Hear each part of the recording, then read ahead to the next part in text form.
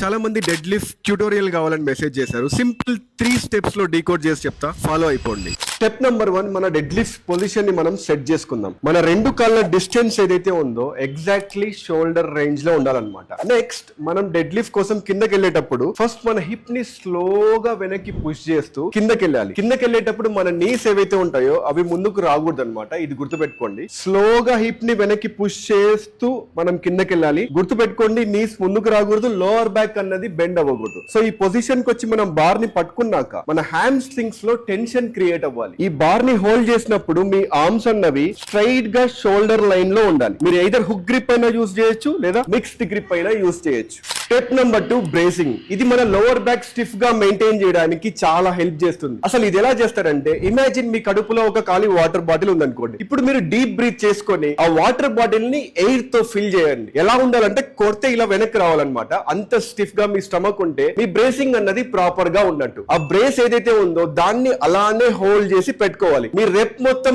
Complete అయ్యాక ఆ brace ని రిలీజ్ చేసి తిరిగి బ్రేసింగ్ చేసి రిపీట్ చేస్తూ ఉండాలి. Third and final step, execution. మనం ఈ బార్ ని పైకి లిఫ్ట్ చేస్తున్నప్పుడు జస్ట్ ఇమాజిన్ మీ లెగ్స్ ని కిందకు పుష్ చేస్తున్నట్టు ఊహించుకోండి. బావిలో నుంచి బిందెని తాడుతో లాగితే ఎలా ఉంటుందో మూవ్మెంట్ అదే విధంగా ఉండాలి. అండ్ ఈ బార్ అన్నది మన షిన్స్ కి క్లోజ్ గా ట్రావెల్ అవ్వాలన్నమాట. ఇప్పుడు చూడండి, సో ఇలా పైకి లేస్తున్నప్పుడు వన్స్ ఈ బార్ అన్నది మన నీస్ క్రాస్ అయ్యాక మన హిప్స్ స్లోగా ముందుకు రావాలి అండ్ హిప్స్ అండ్ నీస్ ఒకేసారి లాక్ అవ్వాలి. అంతే, సింపుల్.